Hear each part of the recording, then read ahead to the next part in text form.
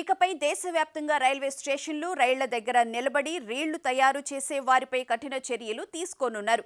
సురక్షితమైన రైలు కార్యకలాపాలకు ముప్పు కలిగిస్తే లేదా రైల్వే ప్రాంగణంలో కోచ్లు, ప్రయాణికులకు అసౌకర్యం కలిగిస్తే రీల్ తయారీదారులపై కేసులు నమోదు చేయాలని రైల్వే బోర్డు తన అన్ని జోన్ల అధికారులకు కోరింది. ప్రజలు తమ మొబైల్ ఫోన్లతో రైల్వే ట్రాకులపై కదులుతున్న రైళ్లలో విన్యాసాల వీడియోలను రూపొందించడం ద్వారా రైల్వే భద్రతకు భంగం కలిగించిన కేసుల తర్వాత రైల్వే బోర్డు నుండి ఈ ఉత్తర్వు వచ్చింది. ఇటీవల సోషల్ మీడియాలో ఇలాంటి వీడియోలు ఎక్కువగా షేర్ అవుతున్నాయి. ప్రజలు రీల్స్ తయారీలో అన్ని పరిమితులను అధిగమించారని రైల్వే బోర్డు సీనియర్ అధికారి తెలిపారు.